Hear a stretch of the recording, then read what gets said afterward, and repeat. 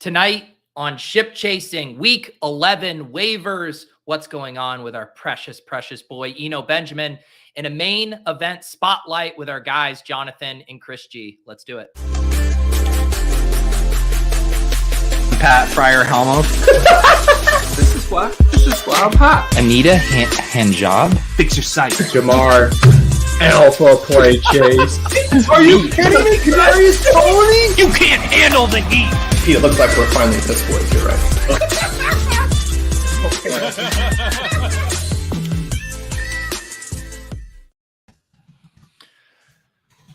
Fellas, I went today. I was running out of my hoodies and pulled out this old RotoViz one. I mean, this one is so old school. Real nice. I guess it's not a hoodie. What would you call this? Just like a pullover? Half zip? Quarter zip? Half zip? Is it a half zip or is it full zip? No, half zip. Oh, quarter zip. Oh, you're like a Manning brother right now. Yeah, that's right. Yeah, hosting the. Do you guys still watch those? I haven't watched it as much. The guests really killed it for me. I'm like, right.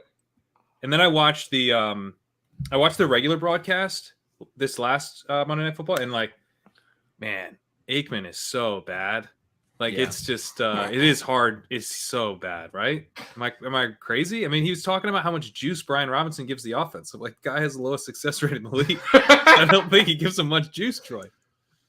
Yeah, the way I've been watching Island games is like Lauren and I will throw a show we're watching on the main TV, and then like I'll put my laptop up on like a coffee table and just have it on mute. And that seems to be my ideal way to watch football, anyways, these days.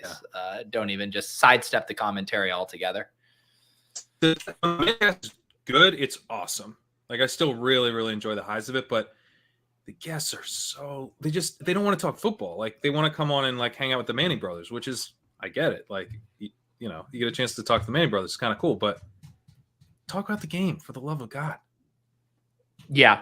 And that's not just a symptom of that show. That's like anything, right? Like when you have guests on, like you have to service the guests. Like you got to be a good interviewer. You got to ask them questions. You got to make it about them.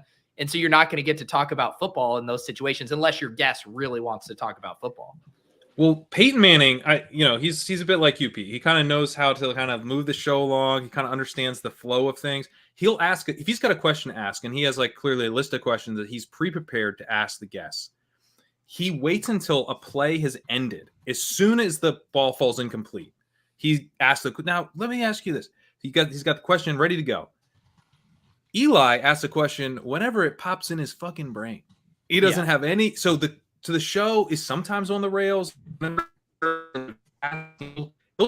start asking the question as this is breaking. Pat, your internet's breaking up again. We're back to freeze frame parade. Freeze frame parade is back. All right, I'm gonna close some tabs. Close some tabs. Close out all your what's the data he's been working with, Gretch? What are all those sheets he keeps updating for us? Oh yeah, I can tell you're diving in.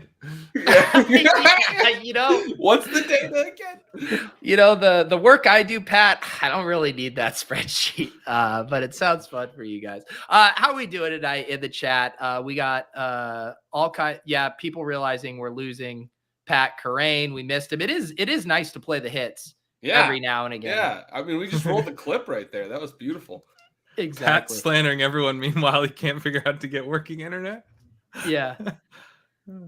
It's the attack I sent on Pat's internet so he couldn't do too many Darius Slayton victory laps after he turned one of his fucking 4 targets into a big touchdown last week.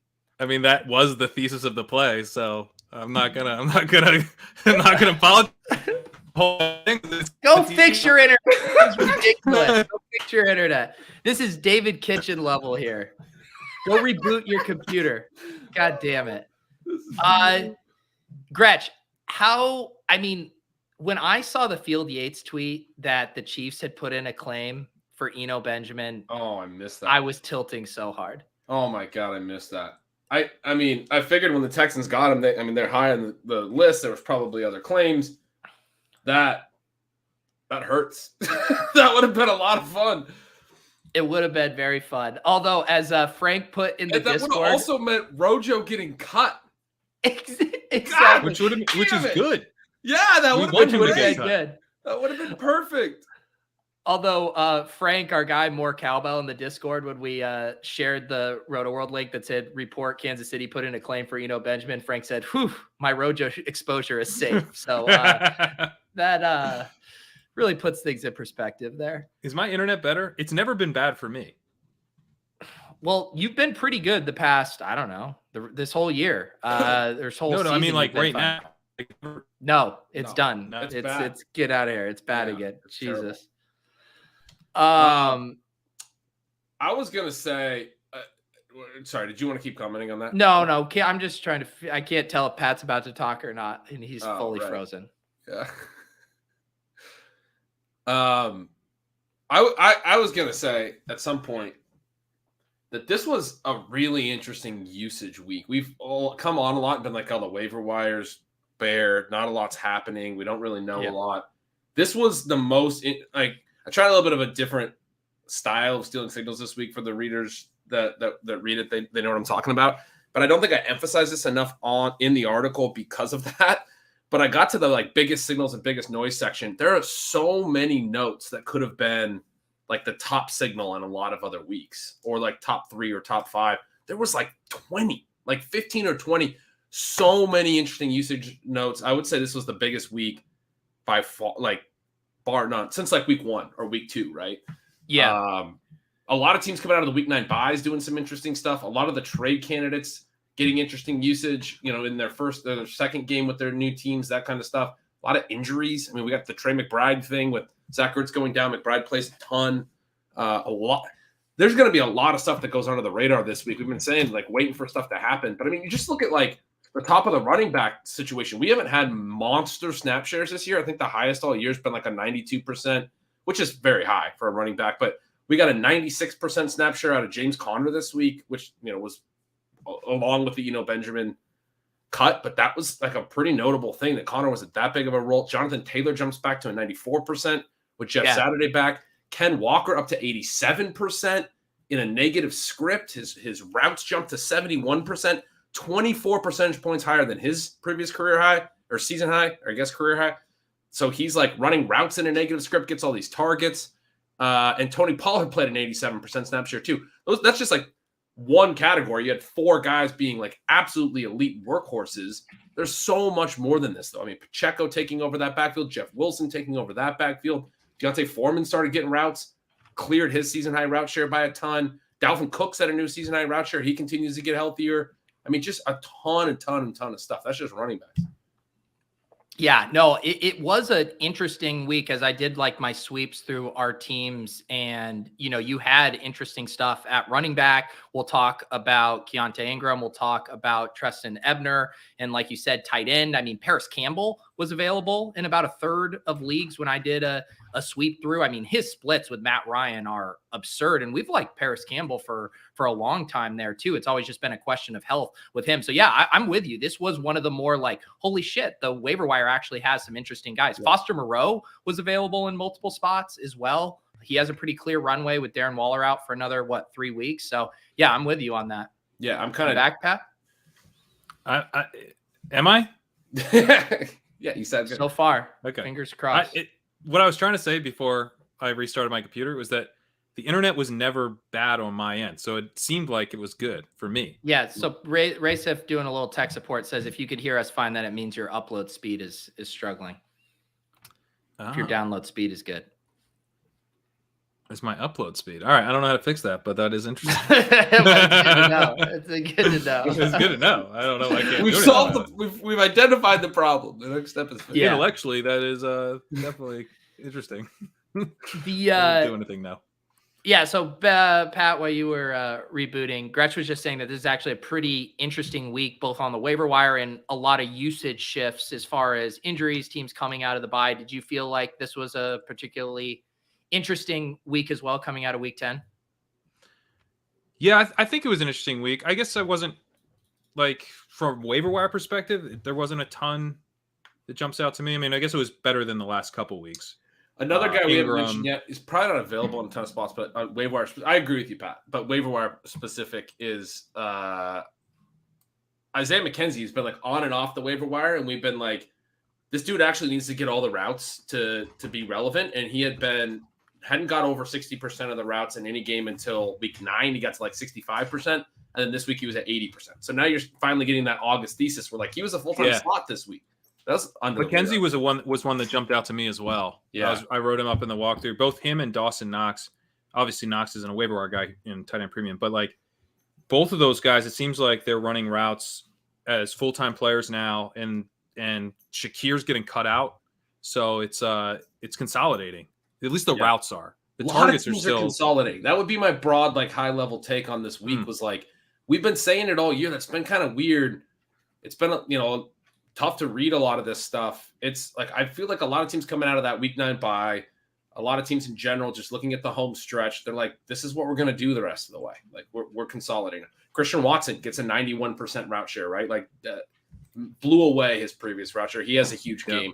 That's an easy one, but Justin Jackson's another name we should talk about. Don't you guys think DeAndre Swift could get shut Can we down? talk about Rashad White for a second? I know he's not on a waiver, but you bring up Christian Watson is available, I think, on two of our teams in the FFPC. So he is a legit waiver wire guy. You should definitely use the search function on the site. See if he's available. We actually don't have a bid in one of the leagues where he is available. We do not have a bid on him, so we should probably fix that. But we should Rashad White start looking at waivers before we go on air. I think is the takeaway there. What team is that? I did a sweep on every team we have, man. I went back and did a double check that we didn't miss Watson anywhere, and we did. But yeah, go after the guy that knows Watson's out there. Sure. No, but let's talk Rashad White for a sec, because I mean he in shallower leagues, and also I just want to be happy about Rashad White. Yeah, do it. Yeah. Take a little lap. Okay. In Germany, first ever game in Germany. The crowd is literally singing "Take Me Home, Country Road." Tom Brady is like having the happiest moment of his entire season, and Rashad White breaks open. Slides, Rojo's running out of bounds. Rojo would have run out of bounds in Rojo. No, Rashad White, he slides. He actually does the right thing. The clock keeps running. Everybody's high-fiving. Tom Brady's going around helmet to helmet with Rashad White. There's no way he doesn't start coming out of the bye.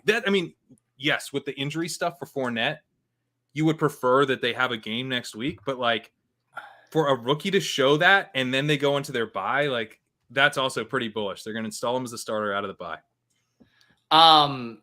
Yeah, I mean the fact that Tom Brady. I think we need to stop this bit. Please stop the bit. Please stop There's this bit. There's a reason I didn't put it in audio form. I mean the fact that Tom Brady was smiling at Rashad White after he had tethered himself to a company that orchestrated the greatest crypto collapse of our lifetime. I mean that's how you know he was in a good mood. He literally was smiling ear to ear after losing everything he has in this life. I mean, you know what I mean? How great was that German crowd singing "Take Me Home, Country Roads"? That was amazing. It also made me realize that there's two separate John Denver quotes from like classic movies when we were growing up. There's the Dumb and Dumber one where they're like, the Rocky Mountain should have been a little more rocky. Yeah, that John Denver's full of shit. And then there's the one from Super Troopers where he's like, sunshine on my goddamn shoulders, John Denver. I was thinking of both of these quotes listening to that song, and I was like, those are different quotes from two different songs or two different movies. So Denver, folk hero. So we have Leonard Fournette leave the game with an injury. His camp, hip pointer. Then his camp comes out, says it's not a big deal. Gretch, you were doing a little wind horse on the timeline. I love this. About that. Yeah, what's the conspiracy? I mean, we always talk about how Schefter probably gets a lot of this stuff from agents. I don't think the team has any reason to be announcing he's going to be ready to play. I got some pushback and some replies that were like, what if he's just not that hurt? Well, yeah, I mean, sure. But then often it's like, it's not a serious injury is the report on Monday. They got to fly all the way back from Munich, Germany. They haven't started any rehab. They got to bye this week. Who has incentive to say that Fournette's going to be ready to play in 2 weeks the day after their game? It's Leonard Fournette's camp. It's Leonard Fournette's agent. And they're worried about Rashad White. That's the theory, and I think it's got to be accurate. Did that report come out on Monday? Yeah, it came out like Monday. 11 a.m. my time. Yeah, like he was still probably in early. the air. That's pretty early. That's what I'm saying. It was too Yeah. early. When they have a bye, like the team hasn't even probably worked on him a ton, other than like on the flight maybe a little bit. But like they don't know how good he is. His agent's like, he's good to go. He's starting. He's ready in 2 weeks. Don't even start talking about Rashad White. That's yeah. Jonathan said Germany has good rehab though. Isn't that where Kobe went to get his? Yeah, for his knee procedure. Yeah, there you go. You go to Germany. Hilarious. What else do we want to get to? So with the whole fallout with Eno, I know a lot of us have Eno. Are you guys cutting him, or are you cutting Rex Burkhead? Like, what's your thought on how you think about Eno in the Texans backfield? I would cut Burkhead first. I would cut Burkhead. My thought is uncertainty can be opportunity, right? So like the ceiling is limited because it's the Texans. It's already been limited for Dameon Pierce, who's played pretty good football, but there are paths to Eno having a receiving role. I think there are paths. I think the ultimate upside for him, probably the likely upside is that he's a pass catcher. He's in the Rex Burkhead role. Like that's an upside scenario. The like real ultimate upside is they haven't really been able to lean on Burkhead or their other running backs because they're either old or not good. But they might decide they want to scale back Dameon Pierce a little bit in a lost season and not have him run 300 times, right? And then Eno actually works into like a 50% share. I mean, I think that's a without a Pierce injury. I mean, also there's Pierce injury paths, right? But he could have the I think that's his only path. I think his only path is Pierce injury. One of the things that when I was digging into try to figure out like if he would retain a role when Connor came back, I actually came out of that pretty pessimistic due to his pass blocking. He's not a good pass blocker, and Connor was a much better pass blocker. And my guess is, I don't have the numbers in front of me. My guess is any downs that Burkhead is in, it's because they trust him as a pass blocker. And Pierce has got so much juice. I mean, I think of him as he's like an Alexander Madison or something. Like he's totally capable if he's got the full workload, but I don't think he's going to work into anything. I don't think he's going to carve out anything. Yeah, I'm just saying, like, if it would not be because he took it from Pierce. I'm saying if they were like intentional about wanting to limit Pierce. And I think Pierce is the only thing they got. I think they're gonna ride him. I agree with both of you, but the thing is too, right? Like the waiver wire is so barren that these guys who are the guy behind the guy are very valuable and should be rostered in pretty much every league. It's why we're interested in Keontay Ingram now behind him. So that the reason I ask is because if we do think Eno has a lock on that number 2 over Burkhead, like if Dameon Pierce goes down, he's operating in a workhorse role. It's the reason why we're still intrigued by Zamir White, right? Because like Josh Jacobs has such a big role. If he goes, but I don't down, think like, we know that he has a lock on it. I don't think we know anything about What we know is, I mean, I guess what we do know is that Rex Burkhead is pretty old and has not actually been that great this year. He's been stable throughout most of his career, but like he's getting up there, and they have like no one else. They have Dare Gumbawale. Like they're not like there's not a lot of competition for the number 2 role. Is the way that you put it. Yeah. I think I mean, he's Zamir White. I think is basically a perfect comp. Like you're probably gonna not like stylistically or whatever, but just in terms of like he should be on a roster. If he's on your roster, he will most likely do nothing for you, but he could is a pure contingency play work out. But I think like Zamir White, like watching him back, trying to get him back the next week if you do like. Am I losing you again, Pat? Oh man. Gretch, what about Ebner? So we have Khalil Herbert going on IR for at least 4 weeks. We know this coaching staff likes him. He hasn't been great this year. I think I saw 2.6 yards per carry so far this season. What is your thoughts on Ebner as the next man up behind Montgomery? I would be intrigued in Pat's thoughts on this because I don't know a ton about him. I thought of him as like a receiver, but I felt like when we talked about him with Pat earlier this year with some of the prospect stuff, it was more like he's a Darrington Evans type, like he's an explosive change of pace runner, but not actually a great receiver necessarily. I mean, I think he's a pure handcuff, basically. Yeah. I guess the thought with Ebner, like unlike say Eno going behind Dameon Pierce, we know Dameon Pierce is the guy for the Texans. There has been, shades of doubt as far as how the team feels about David Montgomery and how much work they've been giving Khalil Herbert. And so then does that doubt extend so much so that they're using Ebner in, say, a 30% role? Or is it just like, no, we don't trust Ebner, we're going to go back to giving David Montgomery like full bell cow usage? I think they'll probably give Montgomery a lot. I think they were using Herbert because he was performing well. So, yeah, I mean, I think it's going to be bell cow Montgomery. Both the running backs in Chicago have been playing well. Sorry, go ahead, Pat. No, I agree with you. I mean, Montgomery has actually been okay on receiving downs and in a receiving role. So what you want, like Herbert was kind of perfect because he was pushing him out. He's rushing so well. He's consistent. He's just like a really solid, effective runner. Montgomery's not that effective. Montgomery breaks tackles and he gets tackled by the next guy there. He doesn't really add anything as a rusher. So, I mean, he really should be like kind of a big third down back. That's like his best usage at the in the offense. And then they should have been riding Herbert, I think, is like the clear 2-down rusher. And the thing about Herbert is he doesn't open up that many snaps. He had a really high share of team attempts because like they bring him in specifically for rushes. So there's not like that much playing you can get here. We lost you again, Pat. Let's take Terp's suggestion. Let's try resetting the router. We were really playing dance tonight. It's fantastic. I'm enjoying it. You have more patience for it than me. You don't seem to be enjoying it very much. No. Well, and as Josh mentioned, it is ironic that Darrington Evans is on the Bears as well. It's weird though too. Like, Gretch, how do you think about the running back production with Fields taking off? Because neither of those running backs have had big games when Fields has been having historic rushing days. Is that just logical in that Fields is getting all of the yardage and there's just not enough to go around? I haven't dug into the design run numbers to give you like stats on it, but he's clearly getting more design runs. I mean, that was the issue in the first few weeks. There was a lot of people mentioning he wasn't getting a lot of design runs over the first month, 4 or 5 weeks.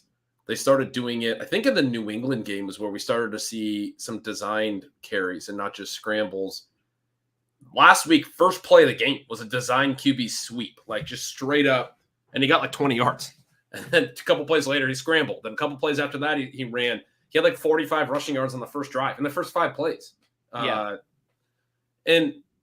yeah, I mean, if they're going to call design runs now and he's going to be run for 150 yards, it's going to negatively impact things a little bit. I mean, you said it like with the historic rushing day thing. And the way that I'm thinking of that is like, he can't keep hitting for 60-yard touchdown runs, right? It's just absurd what he's been doing. At a certain point, like, I mean, his rushing is super valuable. At a certain point, those plays are not going to, like, what those plays are doing is like ending drives and taking plays away from any other player potentially touching the ball.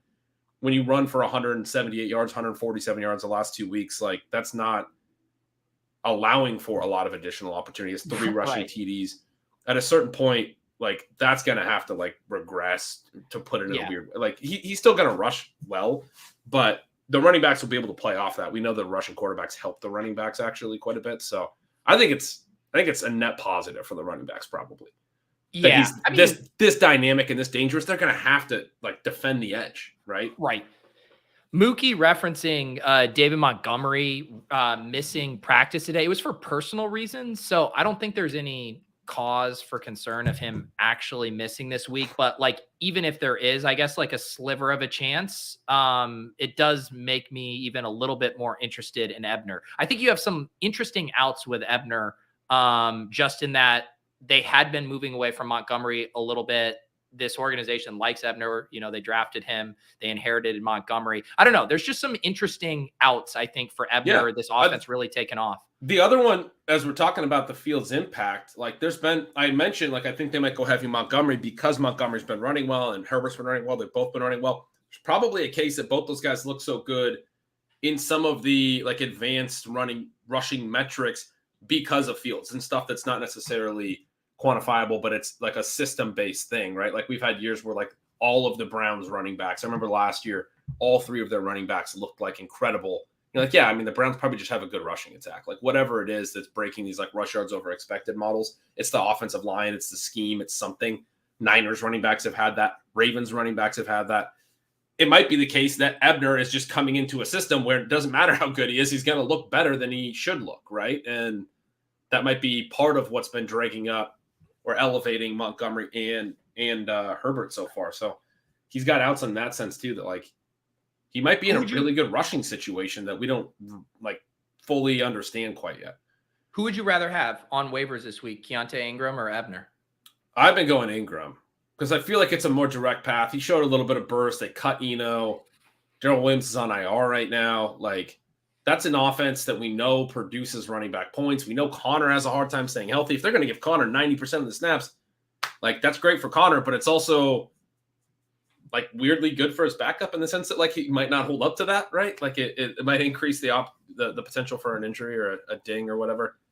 I think I'm with you. I think it's close. I think Ebner's probably more interesting short term, but with Herbert eventually coming back, I don't think there's any reason to believe he won't. Whereas things have just massively cleared out for Keontay Ingram right now, unless there's a Corey Clement or Tyson Williams truther out there. I mean, like if James Conner goes down, like Keontay Ingram, he's probably the dude, like fully. Yeah, I agree, and they seem to like him. I mean, they use him a decent amount alongside. I mean, not a lot, but they used him alongside Eno when he was there. He had that one game where he had the TD and made a nice play in the passing game. I just pulled it up. I guess that's the only game he's really played much, but he had 20 snaps in that game and looked. Okay, my watch just thought I said John Wick apparently because I just got John Wick. Let's talk. Pat, you're back real quick. I just asked Gretch this. Keontay Ingram or Ebner, who do you prefer? I think Ingram. Because I don't think both are contingency plays. And I just feel more confident that there's like value in that Arizona backfield. Yeah, that's what we were just talking through there. There just really is basically no roadblocks for Ingram where you can, I think, come up with a couple with Herbert coming back just long term. But both should definitely be picked up this week. Sticking in Arizona, where are you guys at on Trey McBride? Things obviously clearing out for him. Was Zach Ertz done for the year? He was on the field a ton after Ertz left, although hasn't commanded targets in a way that, say, another rookie tight end golden boy named Greg Dulcich has commanded targets. Like, where are we at on what we think he could do rest of season? The thesis is exactly, if you were in on McBride, you have to be in. This is exactly what you would have hoped to see. He ran 82% of the routes, played like 91% of the snaps. Ertz is now out for the year. Ertz has been getting targeted a ton. As far as like commanding targets, I've been joking the signals all year. Zach Ertz literally just runs like 5 yards and turns around and gets the check down targets constantly. There's probably something to that from his veteran savvy or whatever, that he understands where to stop in the zones and shows himself well to the QB or something. I don't know. It's maybe because he's so motionless that makes it an easier target. I don't know what it is. I think there is stuff like that. Like you do like your thing so he knows you're going to break. Like there's little signals and everything. There's probably little things. So this is a real take. I'm obviously making fun of Ertz, but it's a real take. I don't think McBride can step into like the amount of tight end targets that Ertz has been getting. And I think we saw that when he ran 80% of the target routes and didn't do anything in this game. And Rondale Moore saw his numbers skyrocket and, not necessarily skyrocket. He's been getting targeted a lot, but him and DeAndre Hopkins both got a ton of targets underneath from McCoy. But I do think that is relevant that Ertz has been getting that much work in this offense as a big part of the offense so far. Obviously, Moore hasn't been in the offense the whole year. Hopkins hasn't been in the offense the whole year. Ertz hasn't been hitting as hard since they both have been. But there's opportunity. He's going to run a ton of routes. There's not a ton of, Robbie Anderson's not doing anything right now. Marquise Brown is hurt. If you were in on McBride, the prospect, you're now like, he just ran 80% of the routes. He's probably going to play a good amount. They're actually going to game plan with him as part of the, first team and practicing and being available, through the whole week as the guy that's going to be the starter. I mean, and then Pete, you were talking about it all draft season, but Arizona's really soft playoff schedule. This is a really nice way to get exposure to the Cardinals. I have some good teams where I don't have any Cardinals, and I was like, I want to go heavy on McBride because like they're going to score points in the fantasy playoffs, and I want a piece of that. The one thing I will say, and I do completely agree with all that, and I think people should be going heavy after McBride, though, is we haven't seen this offense with the tight end, DeAndre Hopkins, and Marquise Brown. Marquise Brown designated to return. Cliff Kingsbury said he might even play Monday. It looks like next week more likely. I am curious to see what kind of targets are available. We have a Rondale Moore breakout. Marquise Brown was the wide receiver 8 on the season through the first 6 weeks. DeAndre Hopkins is a target hog. Like, I do wonder what kind of targets are even available for Trey McBride if all of those guys are back in the offense. Yeah, but I agree with Ben. I think McBride's like the pickup of the week in tight end premium. He hasn't drawn. Sorry, is the internet good? I said, yeah, he's a top guy, the top guy for me. Sorry, no, you're not cutting out or anything. I was like, anytime you guys talk when I'm talking, I'm like, oh god, the internet's no, but I think he's probably the pick of the weekend. The fact that Ertz, like, to your point, Ertz is clearing intermediate and check down targets, and there's also, I think, the chance that McBride will see more targets just naturally is like he's now in that number 1 tight end role. So they're calling plays where the tight end is an early read in that progression and he'll get targets. Whereas like the secondary tight end, it's like, yeah, he hasn't commanded targets as the secondary tight end, but that just means they haven't had a package installed that's designed to get him the ball basically. So that's like maybe not the best sign, but I don't think it's like a terrible, terrible sign either. And certainly something that, given that he played 80% of the routes last week, I'm like not that worried about that now. So yeah, I think he's a pretty strong pickup. Like, yeah, I definitely think the target competition stuff is a concern, but he was a good prospect. I thought he was a slightly better prospect than Dulcich. I thought for like price adjusted, Dulcich was an insane value. So that's like why I was so hyped on Dulcich, because I thought they were like neck and neck, and the general consensus was it's McBride, then like Jelani Woods, then like ignore, then Dulcich in the last round of your rookie drafts and stuff. So what do you think Trey McBride's like true ceiling is rest of the season? Is it what Dulcich is doing right now? No, he's not. So Dulcich is basically like a deep threat. He has like a 13 something ADOT. He's the second highest ADOT in the league at tight end after Pitts. So they're just like very different types of players. I think like he can be like a Dalton Schultz type though. Like that's kind of who he is. He's not like a super exciting type of player, but he's a guy, he's running this a lot. Yeah, he's doing this route a bunch, but like sometimes that, if he's open underneath after the guy's in open downfield, like that can generate targets. So, I actually think from like a tight end premium perspective, a guy could be Dalton Schultz it's a pretty high upside guy.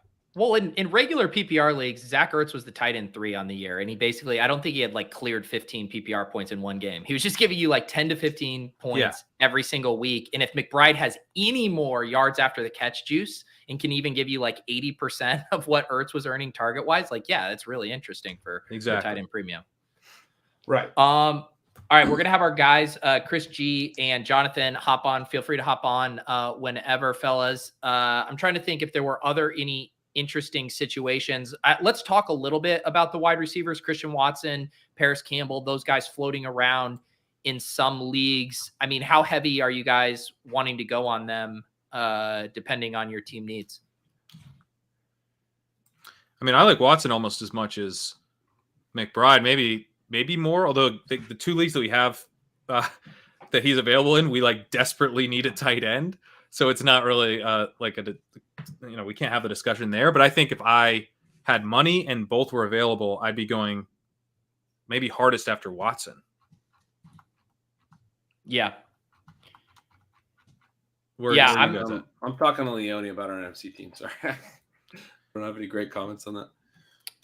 Yeah, we're scratching and clawing our way through some bids in our 10K Watson, league. Yeah, I mean, Watson has 2.22 yards per route run this year, which is elite. He ran a route on 91% of dropbacks last week. Like, I don't know. I think he's pretty interesting. Yeah. Yeah, I mean, he's the exact kind of guy that you're wanting to take stabs on, right? Like, he gives me shades of what would it have been? Like Chase Claypool rookie year, like fast finish, like that kind of vibe, where it might be a little sporadic or volatile, but the ceiling case is just so obvious. Or like maybe a Terry McLaurin in his rookie year. Like he's a true deep threat. His ADOT is only 11.5, but I think he gets used on screens a lot. Yeah, okay. On non-screens, his ADOT is 17.8. So yeah. Right, but for a deep threat, like I know drops don't matter, and he just scored 3 touchdowns, but he can't catch. Yeah, but so what? He got the ball off his forearms, and then the other deep shot, Rodgers was mad at him, but they kept throwing to him because he slowed his route down and then didn't really dive for it. And Rodgers was like, if you just keep running, that's a TD. But they kept taking shots to him. I did have mild concern about the fact that, he catches 4 of 8 targets for 107 yards. That right there is a good deep threat game. It's not amazing. It's a strong game. The usage is strong. And he looked good doing it, but I do think the 3 TDs element is elevating sort of our overall excitement. On the flip side is any rookie who does this, we should probably buy into when he has draft capital and he gets used like this and he scores 3 touchdowns. Also, he's popping in yards per route run, which doesn't have the TDs, and his weighted targets per route run basically matches the exact. He's exactly in line with what you'd expect. Also, it's week 11, and if you're not spending your fab now, right? what the fuck are you doing? Just take some shots on Christian Watson. Yeah. Let's go. All right, up, we got our guys? guys from G Unit. It is, of course, Chris G. We got Jonathan, aka RKFD, also doing great stuff with us over at Fantasy Life. 2 legends of the Deposit Kingdom Discord. 2 guys we had a blast drafting with in Vegas. How you guys doing? Living the dream, bro. Living the dream. Absolutely. I don't think I've ever seen Chris. Is this the first stream we've done with you? That's correct, man. It's correct. I try to be like a recluse, but I'm popping my cherry tonight. Hey, guys, we got the Gauntlet trophy behind you there too, right? Look at that. Chris G took down the Gauntlet. That was a Tampa Bay Onslaught team, right? Tampa Bay, Cleveland, Kansas City. Yeah, and you're trying to defend that crown, right? Or is it 2 years removed? 2 years removed. 2 years removed. There you go. And Jonathan, you just seem to have a thermostat behind you. No Gauntlet trophy. No, nothing that exciting here. Any story behind that thermostat, or just yeah?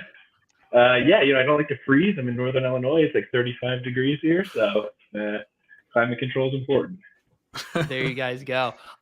So we drafted a team with these guys live in Vegas, and I'll pull up the team now. We are sitting at 6-4. While I pull this up, why don't you guys tell me, Chris, how are we feeling about this squad right now? Love the running backs. Hate the wide receivers.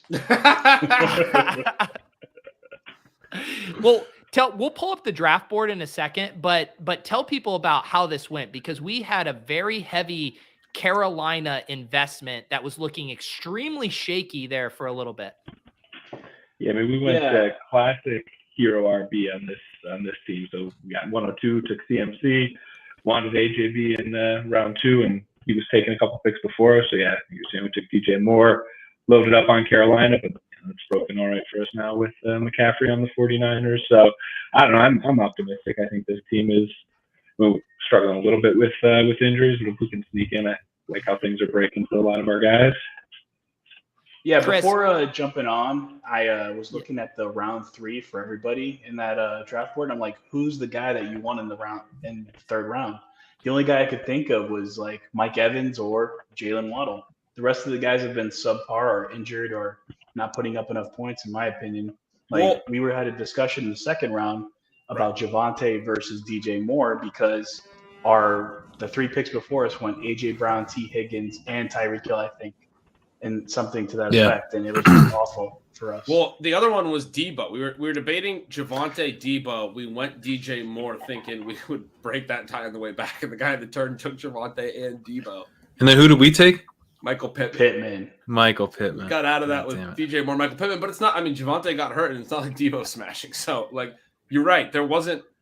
It was a very wide receiver heavy 2nd round before we got a chance to get up there. And this is a different environment than we used to be in Vegas, man. To not have Tyreek or AJ Brown come back when both those guys were regularly available, in best ball at the at the when we were drafting online all summer, Javonte was like a mid-second, like maybe 208, 209. To get him at 212 was probably pretty unique. I bet there wasn't a ton of Taylor Javonte teams.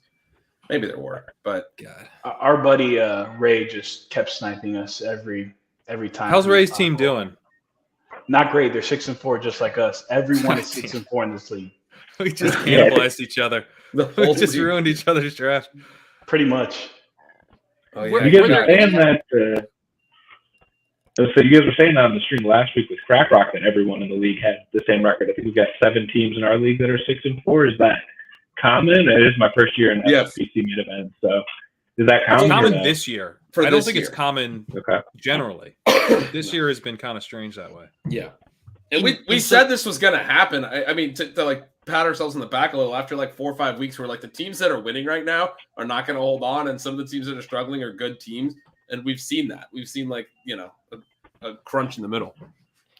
Yeah, and it is like, so this team specifically, our G Unit team, so there's all these teams at 6-4, but there's multiple teams over 1,400 points, and we're down here at 1,268. So like our only path to getting in is record. And so that's been our thing. We have been deep in the weeds, both with kicker, with defense, all this stuff to make sure like our only out is just to get wins right now. And it feels so frustrating to have a team, with Jalen Hurts on it and CMC now and to be fighting for our lives. But I feel like that's just the case across so many leagues right now. There's parity across all of them. Yeah, it would have been great to get a wide receiver 1. It would have been great to get AJ Brown or Tyreek Hill, right? Like DJ Moore hasn't played like a wide receiver 1. Michael Pittman's had some games for sure, but has not really played like a wide receiver 1. We go wide receiver at the 2-3 turn, and then we hit it 5 more times. What were we supposed to do? 6 rounds. Like, you're absolutely right. Draft. What were we supposed to do? There was no one left. I guess we could have taken Tyler Lockett over Traylon Burks in the 8th. Like that's I meant at the 2-3 turn. Yeah. Like there were look no at the good third answers. round, right? I mean, who's out there that you want in the third round? Mike Evans, maybe. Honestly, I wish we would. Allen Robinson went at 3-6. Yeah. Shit. Yeah, I mean, ARSB and Jalen Waddle would have been the picks there. I think, but they were so far ahead of ADP that that's all hindsight. So Waddle would have been fun. I feel like that we might have, if someone had floated that, we might have done it. At least we didn't take Darren Waller, right? We took Waddle at like 308 sometimes, so I don't know if Waddle at 302 would have been completely off our. None of us were big Pittman guys. I think that this is our only Pittman share. Yeah. So I was crying a little bit when I just drowned myself in more Coronas when we took Pittman. It is really tough. Like this was a super tough league. You see Gabe Davis go in the 3rd. You see Dalton Schultz go in the 3rd. These are like ADPs that aren't happening elsewhere. On the other hand, it's really hard. Like all of us, and I know Jonathan and Chris do a ton of best ball drafts. Like it's hard not to get anchored to ADP just a little bit and to not feel gross being like, yeah, we have our guys. Like there's guys in the 4th, 5th round we like, but like to take them at 3-2, like it just feels really, really bad. One thing I'll say on the Pittman thing, it hasn't really helped us so far, but last week, First Street target on 33% of his routes. New coaching staff, they totally rode Jonathan Taylor. I wonder if maybe Jeff Saturday sitting at home was like, they're not using Pittman enough and they're not using Taylor enough. He comes in and they just like getting the ball to those two guys. I'm actually a little more bullish on Pittman. Like I know people are psyched about picking up Paris Campbell again, but I think maybe Pittman has a chance to emerge as a number 1 now. Yeah, I mean, I would take him over a lot of these dudes in the 3rd round right now. Like, I was never particularly high on him for a lot of the reasons you just said. What were you going to say, Jonathan? Yeah, just if you look at all those receivers in rounds 2 through 9 there, really, obviously, other than Bateman, who's out for the year, I think you can make a pretty strong case that all of those guys are going to have a better second half of the year than first half of the year. So, assuming Judy can come back from injury here pretty well.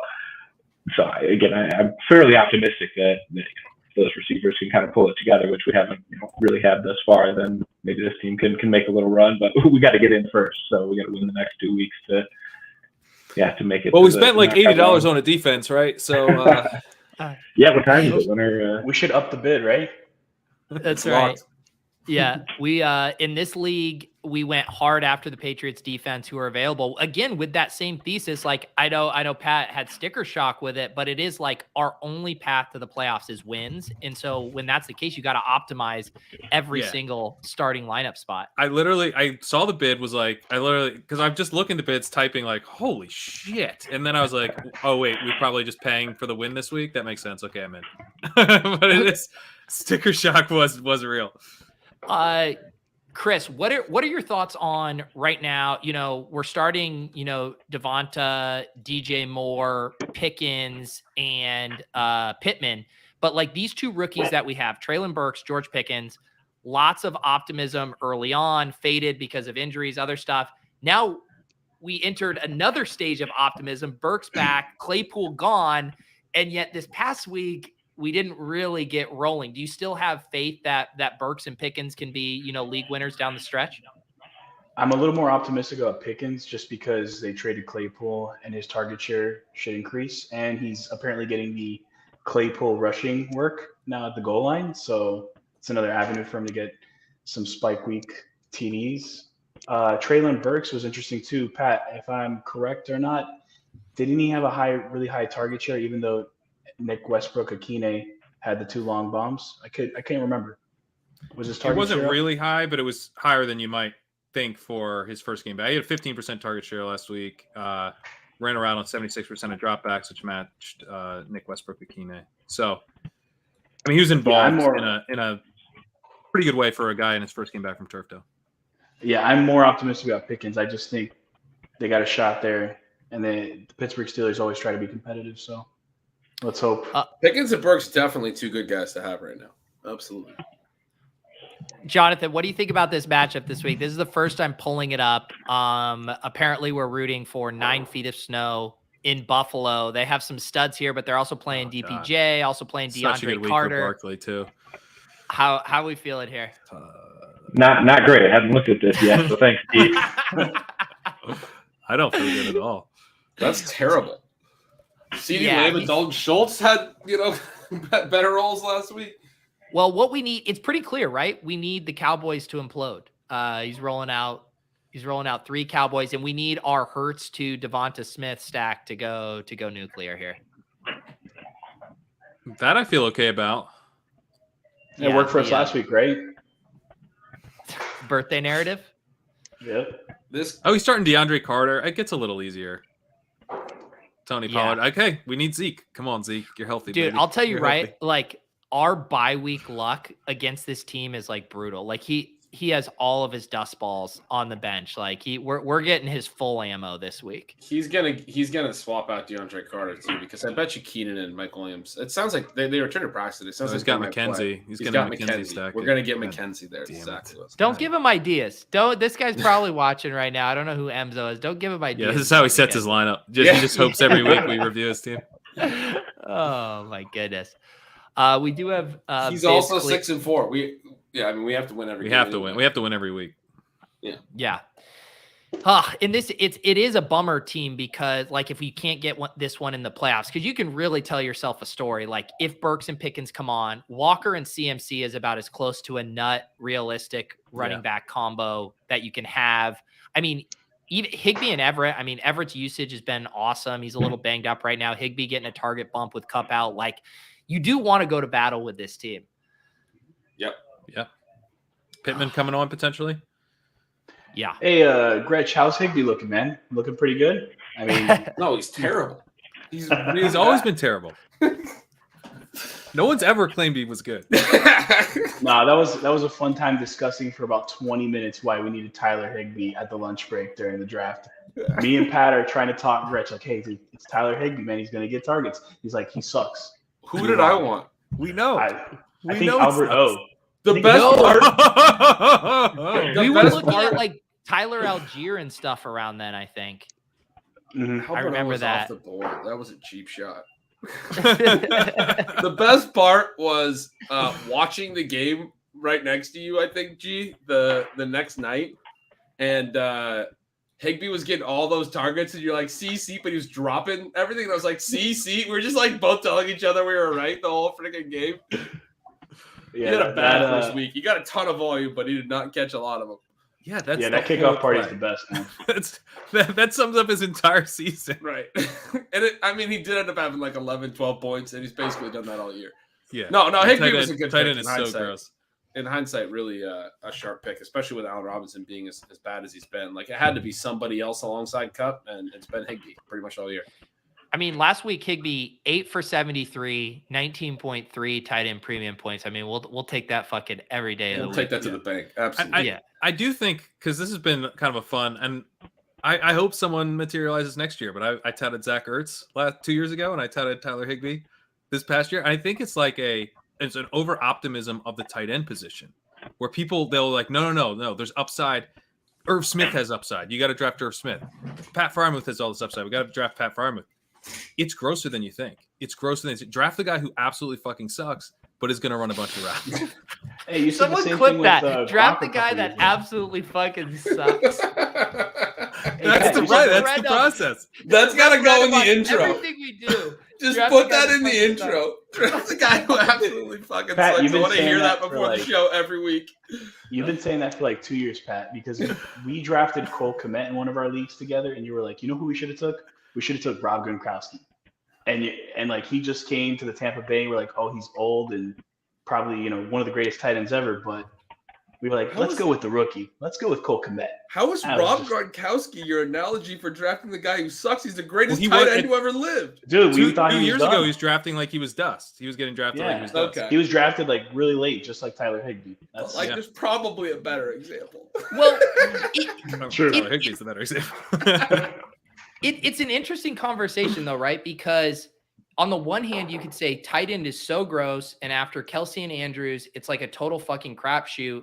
We tend to chase clearly like the high ceiling, more boom bust volatile guys. But in the tight end premium scoring, there's clearly value to the Zach Ertz and the Tyler Higbees of the world who are going to catch 8 balls like every week. And so it goes back to like the volatility thing. Like, do you want the 0s and 25s, or do you want like 14 every single week?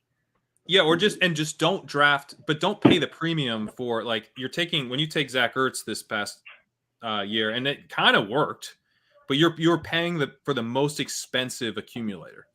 Pay for the cheapest accumulator, and that to me that was Higbee. I was also, by the way, I was taking stabs on Austin Hooper, so like this is you're getting gross when you do this. Just know that it's gonna be some gross misses.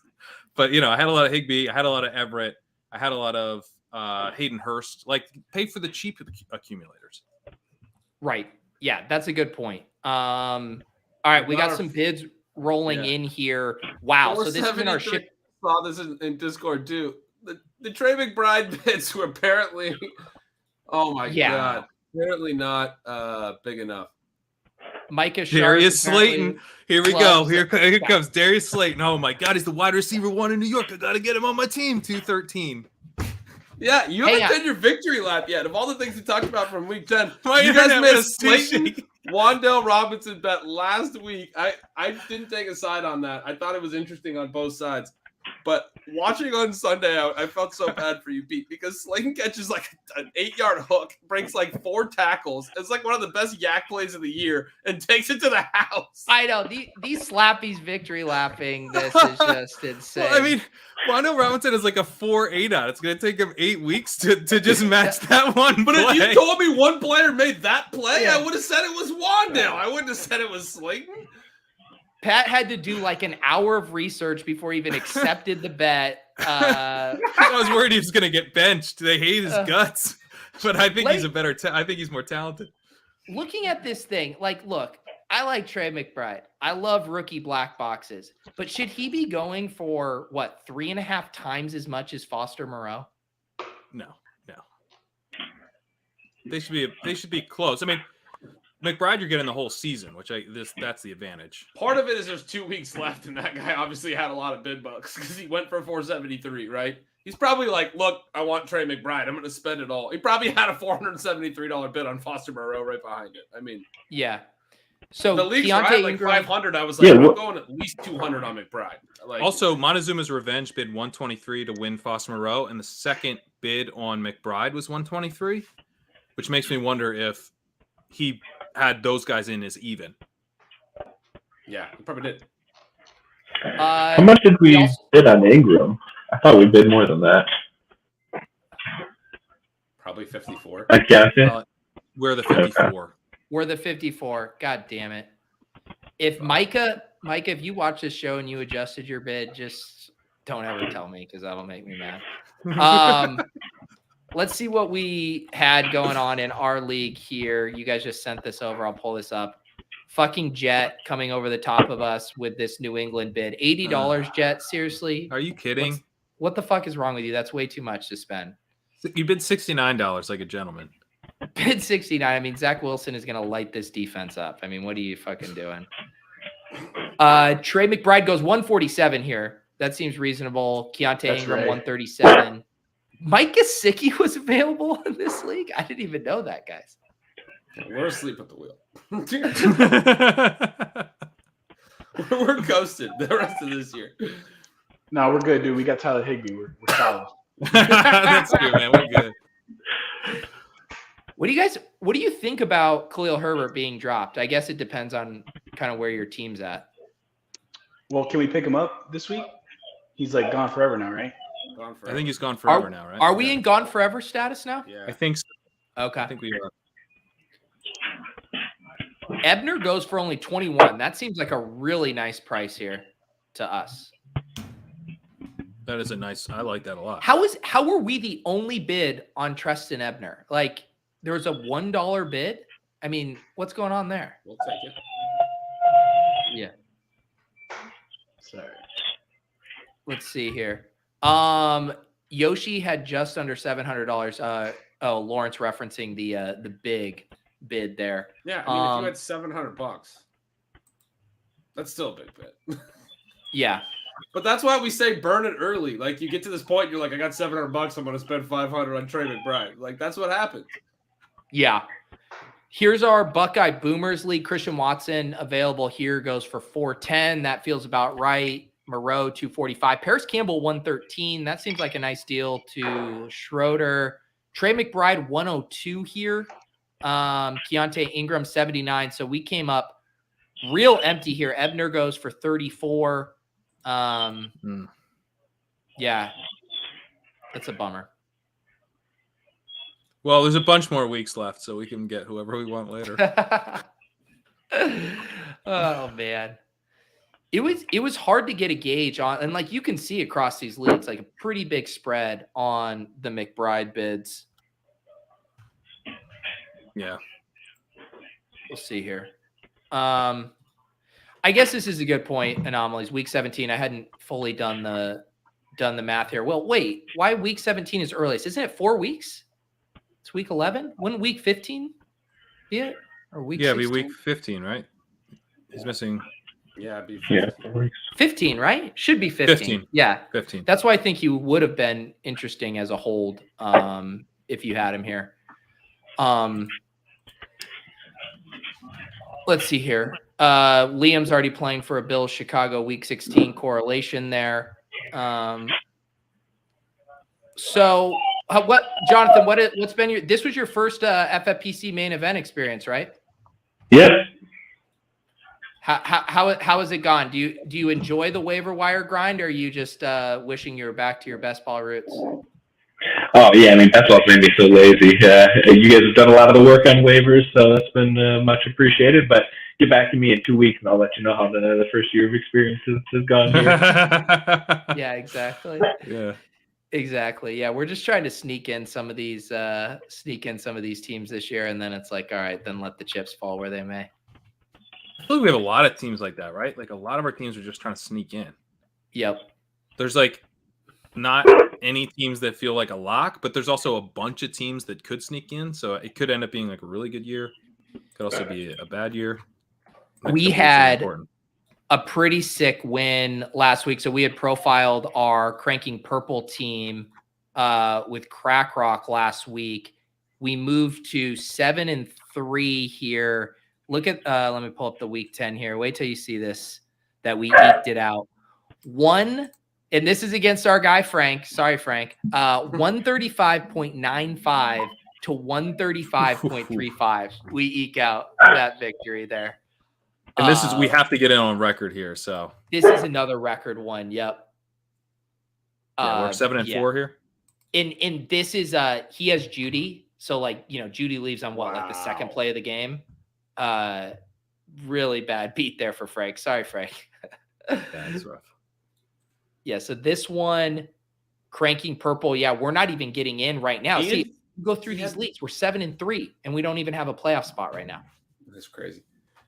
That's insane. Frank's team had Dulcich too. Like, if you told me that Judy was going to go out on the first snap, I would have thought Dulcich had more than 2.5 points or whatever it was. Like, to get that much out of both of those Denver guys combined, woof. Bad beat. I mean, let's talk about this really. How awful is Denver in general? Like, they've just been such a letdown for everybody in the fantasy community. And everyone was talking them up like, hey, he's the next Matt Stafford from last year, 9th, 10th round guy that you can get. And he's just been awful. Like, he can't scramble anymore, it looks like, or his O-line is just so bad. That's watching the tape a little bit, It's been really bad. I think the coaching staff is a huge part of the problem. They're a huge part of the problem. They're like continuing to be balanced. Their rushing game is horrible. They're horrible. Like Russell Wilson, I was looking at the EPA per play. Russell Wilson is like slightly positive in EPA per play. Basically, he's break even. Like every time he drops back, it's like break even for expected points, which is bad for a quarterback. But the rushing game is the only game's worse. The only offense is worse are the Colts and the Buccaneers. So if you have the 30th ranked rushing game in terms of efficiency and you're constantly seeking to establish it, you maybe don't know what you're doing. Jonathan, what's the Broncos record if Mike McDaniel is their coach right now? Well, I think they score, what was that stat day? I think they score more than 18 points every week, and they're only a one-loss team then.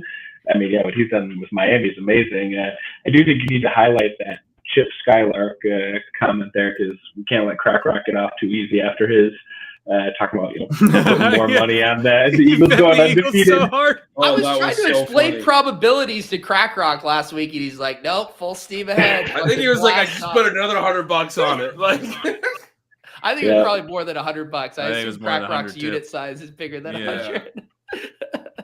He was just my only concern is he was talking about that, funding the Vegas main event team next year. So, does the Eagles losing, is that his excuse to get out of Vegas 3 years in a row? Boy, I hope not. I have a feeling that Crack Rock didn't go insolvent on that bet. I bet he's still he's got some reserves kicking around. Oh man, I mean, that was the worst call, man. That flop, that Heineke flop. Oh yeah, 100%. Disgusting. But in the thing too about Denver, like even with a Judy or something, like outside of Dulcich, like say you make it to the main event playoffs and you're in that sprint, like Dulcich is the only guy I probably feel comfortable starting on the Broncos, like on a given week. Like I'm so worried about like the ceiling. Like, yeah, could Sutton or Judy pop up and give you a 17, 18-point game? Sure. But like there's no ceiling with that offense. There's no potential for a 40-point game from one of those guys right now. Their defense is good, and they are very resistant to getting into shootouts. So what's the upside? The only upside is you accumulate tight end scoring. I agree. Yeah, I mean, Judy went down. You have all the targets in the world, for Dulcich and Sutton in that game against the Titans, and neither of them get there. Just very, very disappointing stuff. But that's why Michael Pittman, Devonta Smith, George Pickens, DJ Moore, that's our golden ticket, right, boys? Yeah. What do you think about Christian McCaffrey and the Elijah Mitchell usage? What do you think about that? That was kind of interesting, right? They trade all these picks for this guy, and then Elijah Mitchell's out there just killing him. Were they not concerned about LA, or is that what's going to happen going forward? It's interesting. I've tried to defend Shanahan before, and I regret it. He's like he maybe isn't the sharpest general manager. Yeah. What was your take on that, Gretsch? It's one of those weird things where obviously you're starting CMC no matter what, but is the 25 plus point per game upside, is that thesis hurt a little bit? I think it's hurt a little bit. It wasn't great. I mean, it was crazy. They had 9 running back green zone touches in this game, which is a massive amount for a team in one game. Mitchell wound up with 5, but 3 of those were at the very end when the Chargers went for it on 4th down at their own 8-yard line, didn't get it, and he ran 3 times. They kicked a field goal, and he didn't score. His other 2 were also on the same drive. McCaffrey got the first, I think, 3. He ended up with 4. Got him across 3 separate drives. I mean, the issue for me with the ceiling is if Mitchell's going to get some of the rushing work in close, does he have this like 3 TD ceiling like we've been seeing with like Austin Eckler and all these guys? I don't think it's like that concerning of a game because their pass rate over expected was massively negative. It was as negative as it's been for a long time since week 2, since Trey Lance's last start. Obviously a completely different offense, and it was like way more negative than anything since then. And McCaffrey did run 73% of the routes in this game, which is a lot for a running back. It was just that they were so run heavy, right? McCaffrey still got 18 touches in this game. He still gets like 8 or 9 high value touches. It's a pretty good workload just looking at him on his own. I think they kind of just rolled with Mitchell a little bit because he was running effectively and they're in a very run heavy game plan. It's his first game back. He kind of reward the player. But like McCaffrey's snap share, 65%, not great, but still solid. I think probably was on the low end of what we'll see going forward. Routes were there. The one concern I have is we really want him to get all of the work in close in the green zone. And like the fact that Mitchell was staying on for some of those carries was a little concerning for the ceiling. But I wasn't too concerned overall. They're going to throw more and he's running a ton of routes. Like I think most games he's going to be more involved than Mitchell. This was just a run heavy game plan. They rode Mitchell a little bit. He's a good runner, right? But like ultimately, I guess it's not bad for McCaffrey if Mitchell's taking low value touches, like a lot of rushes and saving McCaffrey for all the pass plays. It's not like terrible for his fantasy line. The TDs are the big part.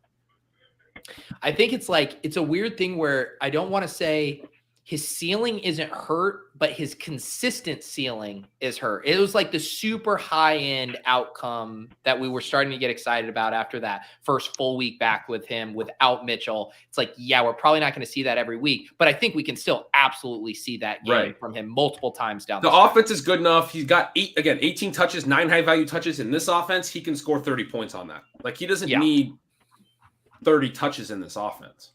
Right. I agree with that, Pete, though. It looked like he was going to be the engine of the offense, almost like Eckler is right now, where it's just like he's just a week in, week out, like plug him in.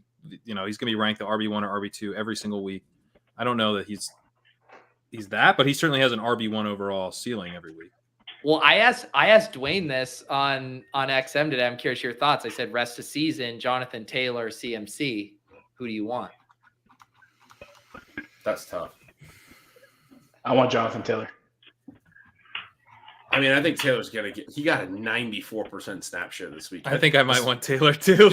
The thing is, I'll tell you this. I want, for the bid equity, I want to say Taylor because by this time next week, they're playing the Eagles. Jonathan Taylor is going to get 35 carries this week since Jordan Davis went down. The Texans ran all over the Eagles. Washington ran the ball like 40 times against them. And then also the flip side, Saturday's first game, they go really run heavy. They use Taylor 94%. There's never been a better alignment. So, of course, it'll be like a massive negative script and you'll get 15 carries. But if there's ever been a time where I would predict somebody to have 30 carries in a game, like there's never been a better alignment. The way to play the Eagles right now is to run at him all game. Yep. The way the Colts want to play is to run Jonathan Taylor all game. He's going to look like the answer to this question this time next week. So, I mean, since we have short memories. Man, I love this, man. You just do whatever is going to get you the victory lap in 1 week. Right. Don't do the rest of the season. That's you exactly do it one week. I'm thinking logically here. What is the correct way to answer this question? What's going to make me look good in a week? That is so Jonathan, smart. I'm with you, Jonathan Taylor. Jonathan, what's your answer? I still lean CMC. I don't really buy the Colts here. They were a little better than expected, but I think that offense is going to struggle, and I think 49ers might. Do you think there's a better collection of skill players healthy on the team right now than what the 49ers have? They're a Death Star. I'm with you, honestly. I think I'd still take CMC. So this is my thing too. Dwayne said Jonathan Taylor. I think I'm CMC, and this is going to sound like a dumb thing because people are going to be like, what? Deion Jackson doesn't matter to Jonathan Taylor. But I actually think it does relative to like that snap share and usage. Like I do think when Deion Jackson's active, they're going to give him some of that work that they were giving Nyheim Hines. They've already shown a confidence in him in the pass game. Like to me, that just massive snap share felt born out of necessity of like not fucking trusting Jordan Wilkins as your second back. Like, I feel like he could get Eli Mitchell by Deion Jackson, just not quite to the same extent. I also think Eli Mitchell won't play. Obviously, won't get 18 carries most games because they won't run so heavily. But I don't think he'll play this big of a snap share most games. I think this was like his first game back. They went run heavy. They rode him a little bit. Their offense really wasn't that effective either. It was a Chargers matchup to a degree that dictated this. I don't think we're going to see Eli Mitchell, CMC, the way that we're thinking right now. To this extent, I just think we got to throw out anything that happened before with the Colts because you got Jeff Saturday here as new play caller. Like we don't know what they're going to determine how much they're going to use him because Jeff Saturday and I talked to you a little bit early about this, Pete. Like he doesn't give two shits about anything. You know what I mean? And I think he's going to be like, look, I can pick whoever I want to hire. I'm going to dominate this league, and they got a shot to. Make some noise. I think. There's 9-10 games left.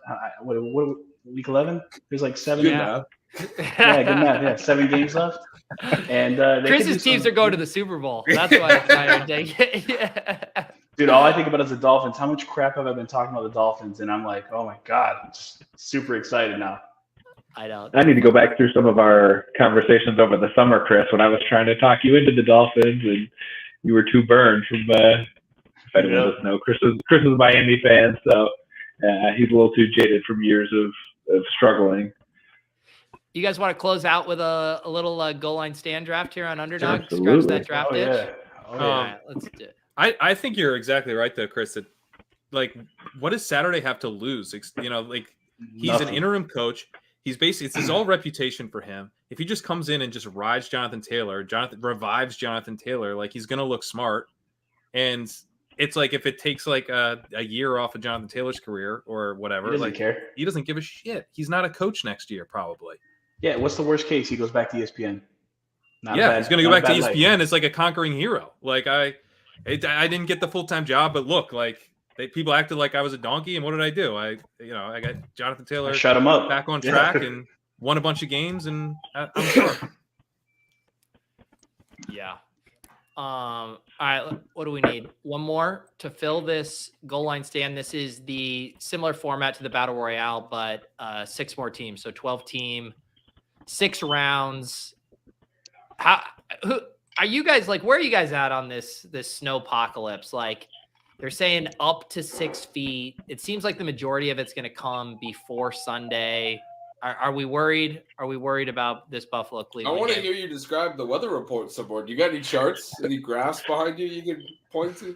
I mean, people love freaking out about this weather shit. It's like, do you think do. they don't have fucking snowplows in Buffalo? I mean, come on. No, it's not. Town's made out of snowplows. I don't know. No, it's not that big of a deal. I know nothing about snow. Chris has never seen snow. I never go above Texas, Dude, I was when I first got here, it snowed and I didn't know what to do. I was like, "What is this?" In Texas, dude, it shut Texas down, didn't it, for 2 weeks? You guys didn't know what the hell to do. Dude, it rains here. It shuts Texas down. In Dallas, Yeah. it's awful. It's the roads are not great, so they just say go home. There you go. Paul getting this thing filled here. We got you. We got you covered. Have either of you done any battle royales or week 11 drafts yet, Jonathan? Chris? Oh yeah. Pretty heavy in those streets. Yeah, I'm more battle than goal line just because of the fill rate. Yeah. I will say, if you are in the Deposit Kingdom Discord, if you go to the Rolls channel, we set a roll up for the Badge Bros. So similar to in the season, we had one for Best Ballers. And so if you're looking to fill these drafts, you can go into the Best Baller or the Badge Bros channel and tag the Badge Bros roll. And then it'll alert anyone who's also opted into that role, and you can fill these a little bit quicker than usual. I'll give a shout out to the stream I did with Sam on Monday. And we did the playoff format, which is pretty cool.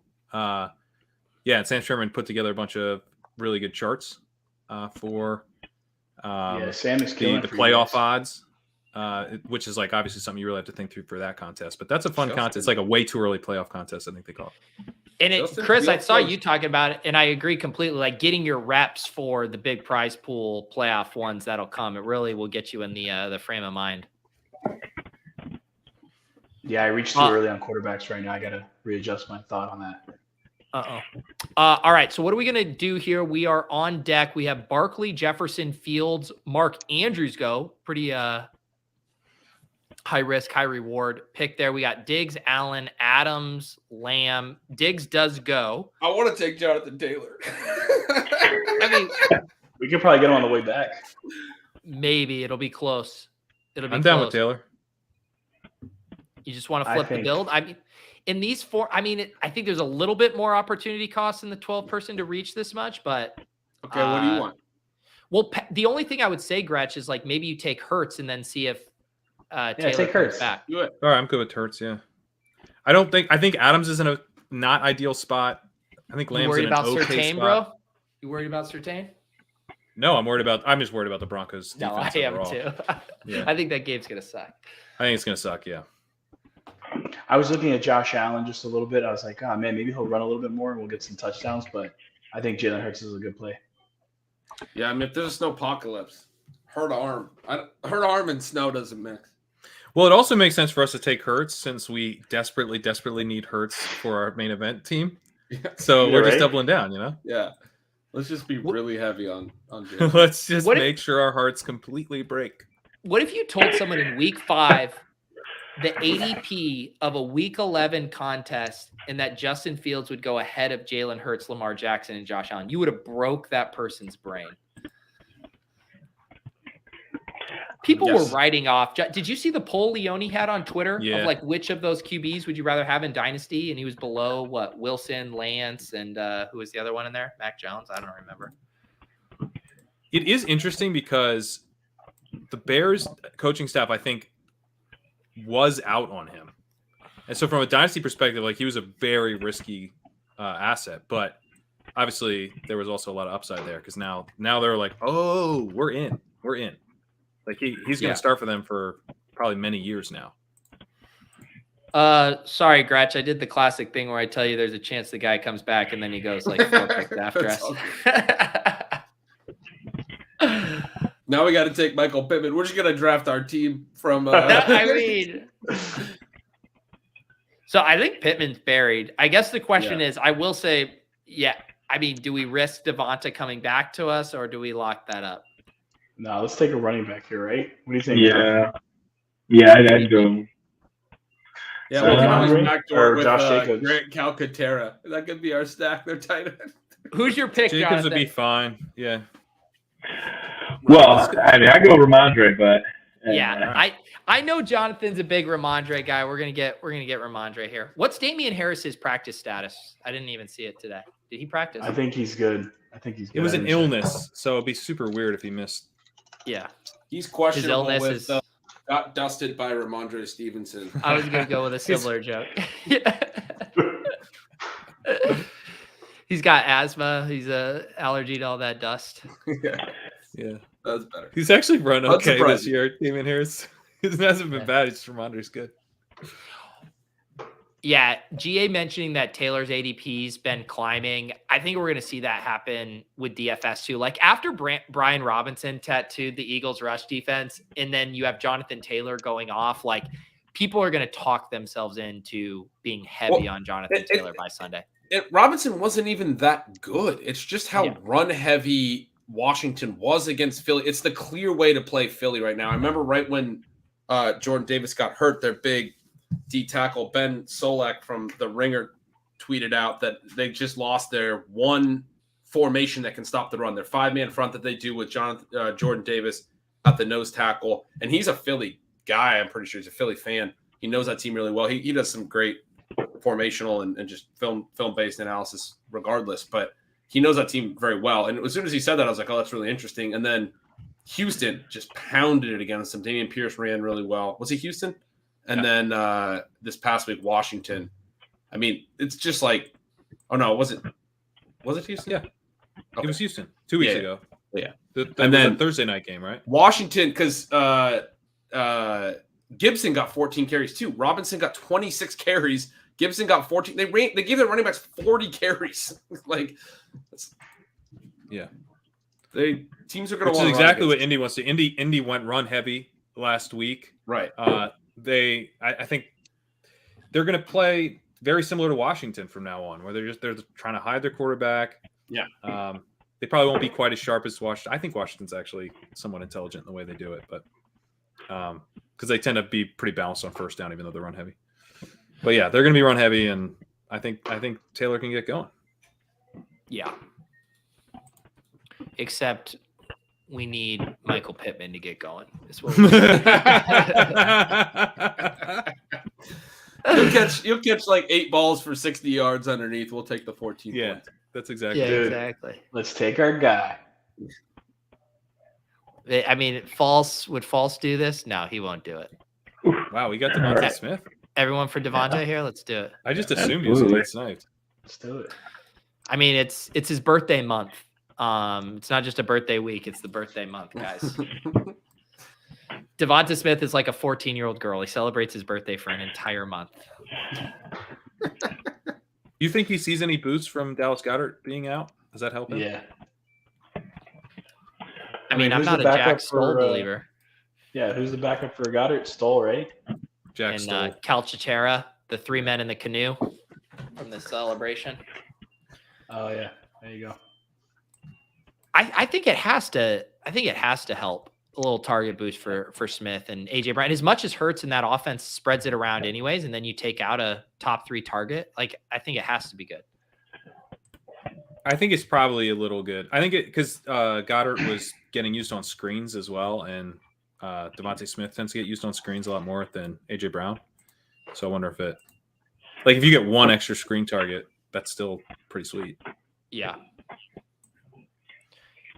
It would be nice too. It just like the Eagles have had this almost frustrating season for fantasy in that they've either blown the doors off of teams in the first half or had these weird, Thursday night underperformance games against the Texans and Commanders. It's like, can we just get them in a fucking proper shootout for 4 quarters? Like, please, just once. I know, man. It's kind of like the Bills. Close. I thought it was pretty close this week. I was like, oh man, they're gonna just dominate here, just explode, and turnover after turnover just killed it. Pittman doesn't make it back to us. That would have been fun.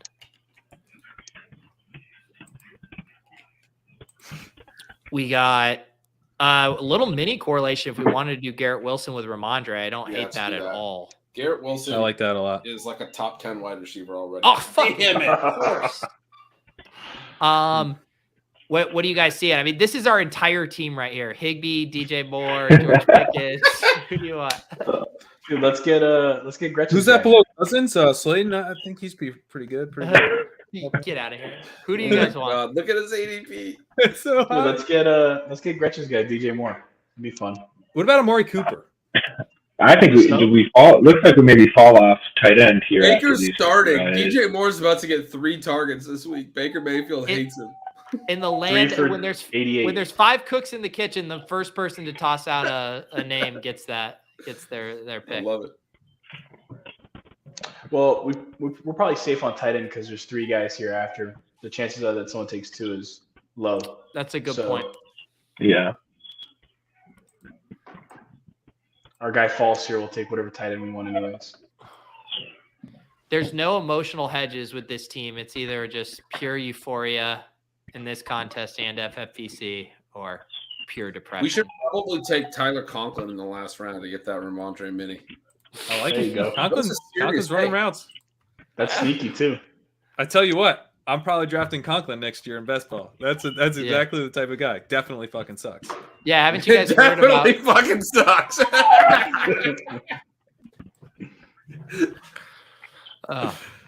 Does your theory extend to taking quarterbacks, pass catchers tied to quarterbacks who fucking suck too? Because that's what we did with DJ Moore. No, don't slander DJ Moore. You slandering the quarterback. I'm slandering the quarterback. No, I don't want to take Baker Mayfield. Please don't take Baker Mayfield. No, if we want to flesh out, Baker's going to come in for 1 quarter, and then Sam Darnold's going to just rip it second, third, fourth quarter. DJ Moore's actually back. that is actually my dream that Sam Darnold comes in over Baker.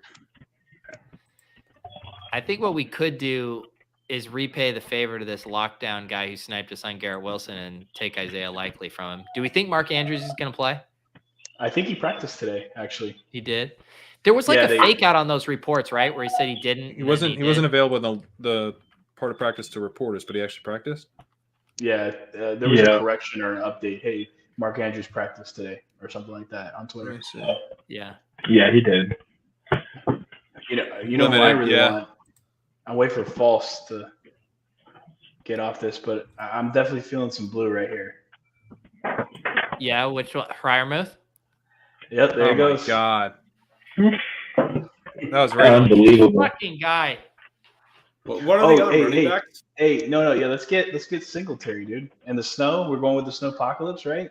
He's gonna run the ball like a million times. It's gonna be like that LaShawn McCoy game, 2000. They do have a terrible run defense, the Browns. Yep. Yeah. Why not?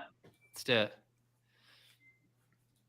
All right, we're stacked. It was the last time the Bills had the crazy weather game was last year against the Patriots, and it was the win game, right? And they attempted, or it was the Patriots attempted no passes, and they were using Zach Moss a shit ton. And the weather's bad if the Bills are electing to use Zach Moss. That's true.